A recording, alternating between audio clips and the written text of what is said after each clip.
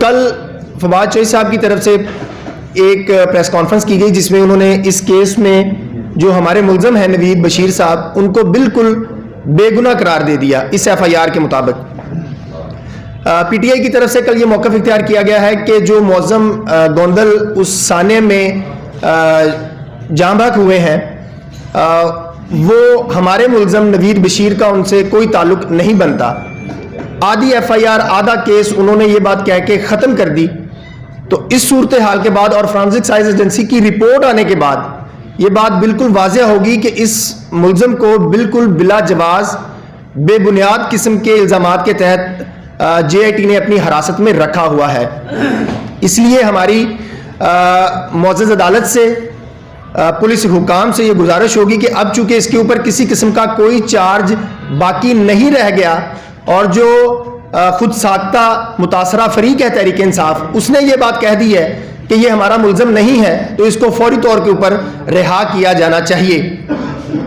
دوسری اہم بات اس کیس میں جے آئی ٹی نے جس طریقے سے جس بھونڈے طریقے سے اور جس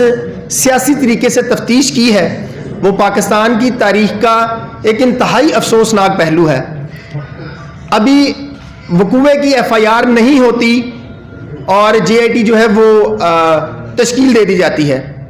جو پہلی جے آئی ٹی تشکیل دی جاتی ہے وہ چیئرمین پاکستان تحریک انصاف عمران خان صاحب کو پسند نہیں آتی. وہ اس کے اوپر اعتراض کرتے ہیں. وزیر اعلیٰ پنجاب صاحب جو ہیں وہ پھر اس کو چینج کرتے ہیں اور اس کے پاس جاتے ہیں جی بتائیں آپ اپنا نام بتائیں کون سا نام رکھنا ہے. ان کے عمران خان صاحب کی خواہش کے اوپر پھر جے آئی ٹی تبدیل کی جاتی ہے. وہ پھر عمران خان صاحب کو پسند نہیں آتی تو پھر وزیر اعلیٰ پنجاب صاحب جاتے ہیں اور اس کے بعد پھر عمران خان اپنا ایک نیا نام دیتے ہیں اور سی سی پی او لاہور غلام محمود ڈوگر صاحب کی سربراہی میں ایک نئی جے آئی ٹی جو ہے وہ تشکیل دے دی جاتی ہے. اور تب سے لے کے آج کے دن تک جب سے غلام محمود ڈوگر صاحب اس جے آئی ٹی کے سربراہ بنے ہیں تب سے لے کے آج کے دن تک یہ جے آئی ٹی نے جتنی مرتبہ جائے وقوع کا جائزہ لیا ہے شاید اتنی ہی مرتبہ یہ جے آئی ٹی کیس کی فائل اٹھا کر زمان پارک جاتی ہے اور وہاں سے جا کے ان کی مرضی کے مطابق بیانات اور کیس کو جو ضمنیہ ہے اس کی جو پروگریس رپورٹس ہے اس کو ٹویسٹ کرنے کی کوشش کر رہی ہے. یہ کیس اوپن اینڈ شٹ قسم کا کیس ہے. پورے پاکستان نے پہلے دن سے اس کیس کو دیکھا ہوا ہے اور جو پاکستان کا میڈیا اس وقت وہاں پر موجود تھا اور جو رپورٹر وہاں پر موجود تھے ان سے زیادہ اچھی جے آئی ٹی سے زیادہ اچھی تحقیق تو ان صحافیوں نے کر دی جو اس وقت موقع پر موجود تھے. انہوں نے ہر طریقے سے اینگلنگ دکھا دی کہ گولی ممکنہ طور پر کہاں سے چل سکتی ہے یا کہاں سے چلی ہے, کتنے بندے موجود ہیں کتنے بندے موجود نہیں ہیں. لیکن بدقسمتی یہ دیکھیں کہ جے آئی ٹی جو موقع پر موجود جتنا بھی ویڈیو ایویڈنس ہے اس کو ریکارڈ کا حصہ نہیں بنا رہی اور ہر وہ ویڈیو یا ہر وہ سی سی ٹی وی فوٹیج جو جے آئی ٹی نے وہاں سے برآمد کی ہے جس سے یہ بات ثابت ہوتی ہے کہ جو معظم شہری وہاں پر جاں بحق ہوا وہ عمران خان کے گارڈ کی گولی سے لگنے سے ہوا, اس ویڈیو کو ریکارڈ کا حصہ ہی نہیں بنایا جا رہا. اور اگر وہ اس وجہ سے نہیں بنایا جاتا میں آپ کو اس کی وجہ بتاتا ہوں. اور کل جو انہوں نے پریس کانفرنس کی ہے اس کی بھی پیچھے کیا ان کے مقاصد ہو سکتے ہیں اس کے اوپر میں آپ کی توجہ دلاتا ہوں.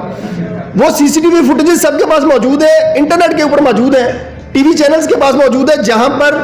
جب ملزم نوید کو وہ فائر کرنے کی کوشش کرتا ہے یا کر دیتا ہے تو اس کو پی ٹی آئی کا ایک کارکن جو ہے وہ پکڑ لیتا ہے اور وہ آگے گزر جاتا ہے. وہ بھاگتا ہے تو پیچھے سے ایک فائر ہوتا ہے اور وہ معظم صاحب کو لگتا ہے اور وہ وہاں پر جاں بحق ہو جاتے ہیں. آپ اس ویڈیوز کے اندر یہ دیکھیں کہ نوید صاحب کا جانا آگے ہے, اس کے بعد معظم صاحب گر رہے ہیں اور پھر اس کی ویلوسٹی چیک کریں اور اس کی آپ اس کا اینگل چیک کریں, وہ بالکل عمران خان صاحب کے کنٹینر کی طرف جا رہی ہے اور اس جو ویڈیو سامنے آئی اس کے مطابق وہ ان کے گارڈ نے فائر کیا وہاں سے. اب چونکہ ان کو یہ محسوس ہو رہا تھا کہ یہ سارا مدعا جو ہے وہ گارڈ کے اوپر پڑے گا اور اگر گارڈ کے اوپر پڑتا ہے تو جس کا وہ سیکیورٹی گارڈ ہے اس کے اوپر بھی مقدمہ درج ہوگا. تو کل سے انہوں نے ایک نیا افسانہ جو ہے وہ تحریر کرنا شروع کر دیا کہ جی وہ پی ٹی آئی کا جو گارڈ ہے اس کا فرانزک ہم نے اپنے پی ٹی آئی کے تمام گارڈز کا بھیجا ہے اسلحہ اور اس کا فرانزک نہیں ہوا اور نہ ہی ایسی کوئی شہادت موجود ہے. سارے پاکستان کے پاس شہادت موجود ہے, صرف جے آئی ٹی کے پاس شہادت موجود نہیں ہے. مقصد صرف جے آئی ٹی کا یہ تھا کہ کسی طریقے سے عمران خان صاحب کو اور ان کے گارڈ کو جو ہے وہ بچایا جائے, اور اس وقوعے کے جو بنیادی حقائق ہیں یا اس سے اس وقوعے کی بابت جتنی بھی معلومات سوشل میڈیا کے اوپر, میڈیا کے اوپر یا وہاں پر مقامی یعنی شاہدین کے پاس موجود ہے, ان کو ضائع کیا جا سکے, اور وہ انہوں نے کیا بھی. آج بھی اگر جے آئی ٹی صحیح طریقے سے تفتیش کرے تو معظم کا قاتل جو ہے وہ عمران خان کا گارڈ نکلتا ہے. اب چونکہ اس طرف جا رہا تھا تو انہوں نے یہ افسانہ یہ کریٹ کر دیا کہ وہاں پر 3 شوٹر تھے, دوسرا شوٹر تھا, تیسرا شوٹر تھا. یہاں پر بہت سارے ایسے جرنلسٹ موجود ہیں, احمد فراز صاحب موجود ہیں, سلیم شیخ صاحب موجود ہیں, اور بھی دوست موجود ہیں جو اس دن سانحہ وزیر آباد سے قبل اس کی کوریج کر رہے تھے, اور سب نے دیکھا کہ وہاں پر ملزم نوید کے علاوہ کوئی اور بندے کسی کی طرف سے فائر نہیں ہوا. دوسرا فائر جو ایک آواز سننے میں آئی وہ عمران خان صاحب کے کنٹینر سے ہوئی. اور پھر اگر آپ میڈیکل رپورٹ کا جائزہ لیں تو اس میں جو گولی لگنے کی, معظم کو گولی لگنے کی اینگلنگ بن رہی ہے, وہاں پر آپ آج بھی وہاں پر کوئی ڈیڈ باڈی رکھ لیں یا وہاں پر کوئی نمونے کے طور کے اوپر کوئی بھی چیز رکھے, اس کی اینگلنگ چیک کرے تو وہ اسی جگہ پر جا رہی ہے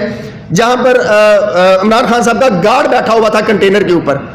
اپنے گارڈ کو بچانے کے لیے اور عمران خان صاحب کے اوپر چونکہ قتل کا مقدمہ درج نہ ہو جائے یا ان کے خلاف استغاثہ نہ درج ہو جائے, اس کو بچانے کے لیے جے آئی ٹی نے سارے حالات و واقعات ہی چینج کر دیے. ایک اور سب سے اہم بات, جس دن سے یہ وقوع ہوا ہے اس دن سے لے کے 30 نومبر تک کم از کم 90 کے قریب جو پولیس اہلکار تھے موقع پر سیکیورٹی کے لیے تعینات تھے, ان کے بیانات قلم بند کیے ہیں جے آئی ٹی نے. اور بڑے افسوس کے ساتھ یہ کہنا پڑ رہا ہے کہ جے آئی ٹی نے وہ سارے بیانات جو ہیں وہ ان کو غائب کرنے کی کوشش کی. اپنے طور کے اوپر وہ جے آئی ٹی کی فائل سے وہ غائب کرنے میں کامیاب ہو گئے ہیں, لیکن ان میں سے کچھ پولیس اہلکاروں کے بیانات آج بھی اس بات کے اوپر موجود ہیں جو یہ کہہ رہے ہیں کہ یہاں پر صرف ایک ہی بندہ موجود تھا, 1 یا 2 وہاں سے خول میرے ہیں, وہاں پر کوئی تیسرا بندہ نہیں تھا. لیکن اس کیس کو ڈیمیج کرنے کے لیے, اپنے ذاتی مفادات کی خاطر ڈیمیج کرنے کے لیے جے آئی ٹی اور عمران خان نے ملی بھگت کر کے سارے کیس کا رخ جو ہے وہی چینج کر دیا.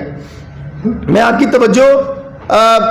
پی ٹی آئی کے سینیٹر اعجاز چوہدری صاحب کی ٹویٹ کے اوپر دلانا چاہتا ہوں جو انہوں نے کی. یہ بات ہم نے عدالت کے اندر بھی اس بات کی نشاندہی کی. جب ہم نے عدالت سے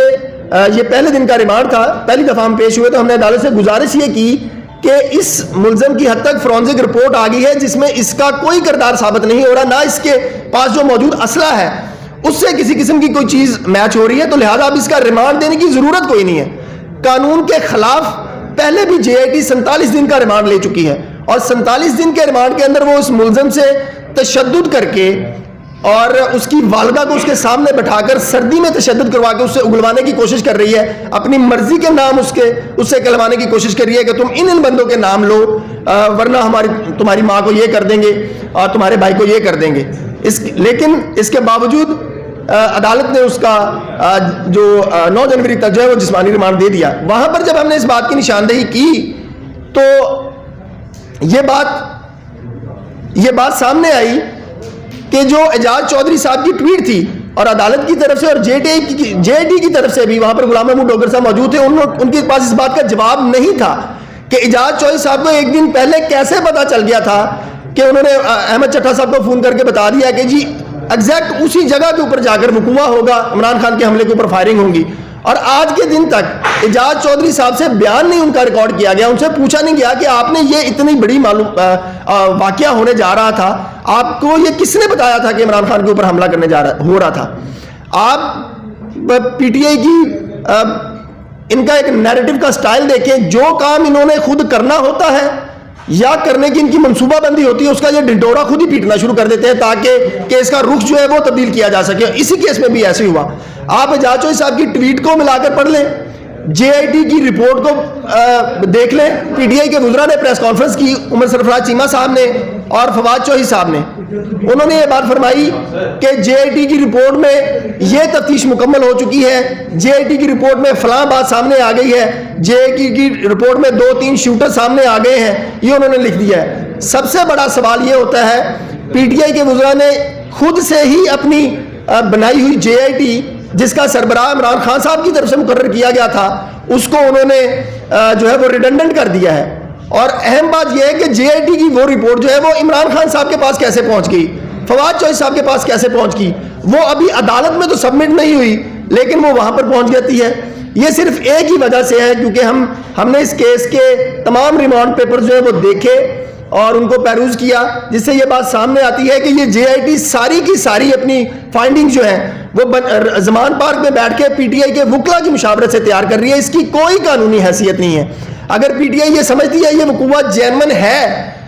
یہ واقع ہی ایسا ہے, تو آج بھی ان کے پاس عدالت نے ان کو موقع دیا کہ آپ جا کے اپنی ایف آئی آر درج کروائیں. یہ کیوں اپنی ایف آئی آر درج کروانے سے بھاگ رہے ہیں؟ ان کو جسٹس آف پیس نے حکم دیا کہ آپ کے پاس اختیار ہے, آپ جا کے اپنا جو بیان ریکارڈ کروانا چاہتے ہیں وہ کروا دیں. یہ اپنا بیان ریکارڈ کروانے کے لیے اپنا کراس ورژن جو ہے وہ ریکارڈ کروانے کے لیے نہیں جا رہے. یہ اس وجہ سے نہیں جا رہے کیونکہ ان کو پتا ہے کہ یہ سارا وقوع ان کا اپنا کریٹر تھا, ان کا اپنا پلانٹر تھا, تاکہ عمران خان صاحب کے لانگ مارچ کو جو ہے وہ دوام بخشا جا سکے, ان کو دوبارہ زندہ کیا جا سکے. یہ ڈرامہ جو ہے وہ کریٹ کیا گیا. اب دوسری بات, کل پی ٹی آئی کے وزراء نے اس کیس کو ڈیمیج کرنے کے لیے, عدالت پر اثر انداز ہونے کے لیے عمران خان صاحب کے زخموں کا حوالہ دیا. آپ عمران خان صاحب کو تصور کریں کہ واپس اس کو کنٹینر پر کھڑا کریں اور وہاں سے مبینہ ملزم کی ڈائمنشن لے لیں اور گارڈ کے, آپ ان کے گارڈ کی بھی ڈائمنشن لے لیں. عمران خان صاحب کے اوپر اگر ان کو کوئی, ہم تو یہ تسلیم ہی نہیں کرتے کہ عمران خان صاحب کو کوئی بھی زخم آئے, وہ سارے زخم انہوں نے خود بنائے ہیں اور یہ ماہر ہے ہر طرح کی دو نمبری کرنے کے. تحریک انصاف سے بڑا پاکستان کے اندر دو نمبری کرنے والا ماہر کوئی نہیں ہے. ورنہ آپ یہ بات کسی بھی ذی شعور بندے کو ثابت کریں نا کہ ایک بندہ یوں فرنٹ میں کھڑا ہوا ہے اس طرف کو اور اس کی پنڈلیوں کے اوپر, پچھلی سائڈ کے اوپر زخم کیسے آ رہے ہیں, وہ گولیوں کے شرے اس کو کیسے لگ رہے ہیں, وہ لگے ہی نہیں ہے, وہ ہوا ہی نہیں ہے. اور چلے فرض کر لیں کہ اگر کوئی کنٹینر کا سریا یا راڈ کراس کر کے گزرا ہے تو اس کنٹینر کے اوپر بھی تو کوئی نشان ہونا چاہیے, وہ کوئی نشان نہیں ہے. تو پھر یہ عمران خان صاحب کو ہوا میں سے آ کے گولیاں تو نہیں لگ گئیں. ان کا خود یہ بیان ہے کہ وہ جو عمران اسماعیل صاحب ہیں, 4-5 گولیاں ان کے کپڑوں میں سے گزر کے چلی گئیں. یہ کیسی ان کی پسندیدہ گولیاں تھیں جو ان کے اشارے کے اوپر جو ہے وہ کپڑوں میں سے تو گزر رہی تھی, لیکن انہوں نے عمران اسماعیل صاحب کے جسم کو ٹچ نہیں کیا. کبھی یہ کہتے ہیں کہ عمران خان صاحب کو 8 گولیاں لگی ہیں, کبھی یہ کہتے ہیں 7 گولیاں لگی ہیں, کبھی یہ کہتے ہیں 4 گولیاں لگی ہیں. یہ ساری کنفیوژن کریٹ کرنے کا ان کا ایک ہی مقصد تھا تاکہ پبلک کی توجہ اس طرف نہ جا سکے کہ یہ ڈرامہ انہوں نے سارا کے سارا خود کریٹ کروایا ہے. ایک اہم بات, معظم گوندل کے قتل کا جو ہے وہ ضائع نہیں جانا چاہیے. اس لیے ہم اس بات کے اوپر غور کر رہے ہیں کہ اگر اس کی طرف سے, اس کی فیملی کی طرف سے کوئی بندہ سامنے نہیں آتا تو قانون اس بات کی اجازت دیتا ہے کہ کوئی بھی شخص کسی بھی وقوع کی کوئی ایف آئی آر کروا سکتا ہے یا عدالت سے رجوع کر سکتا ہے. ہم اس بات پر غور کر رہے ہیں کہ معظم گوندل کے قتل کا جو استغاثہ ہے وہ عمران خان اور اس کے جو گارڈ ہے اس کے خلاف جو ہے وہ درج کروایا جائے, کیونکہ اس کی تحقیقات ہونی سب سے زیادہ ضروری ہیں. اور ہم اس بات کے اوپر افسوس کا اظہار کرتے ہیں کہ جے آئی ٹی نے جس طریقے سے ٹائیگر فورس کا کردار ادا کر کے اس مقدمے کی تفتیش کی ہے وہ انتہائی افسوسناک ہے. فورینسک رپورٹ کو جس طریقے سے انہوں نے ریلیز ہونے کے بعد متنازع کرنے کی کوشش کی ہے وہ انتہائی افسوسناک ہے. کل سے ان کو لالے پڑے ہوئے ہیں کیونکہ فورینسک رپورٹ نے ان کا سارا پول کھول دیا ہے کہ ملزم نوید جو ہے اس کو کسی قسم کا اس کی طرف کسی قسم کی لائبلٹی شفٹ نہیں ہو رہی, تو اب یہ اس کو تخیلاتی کہانیوں کی طرف جا رہے ہیں. ایک اور بات, جے آئی ٹی کی بدنیتی آپ ملاحظہ فرمائیں کہ پوری دنیا نے دیکھا کہ ملزم نوید جو ہے وہ 3 نومبر کو پکڑا گیا.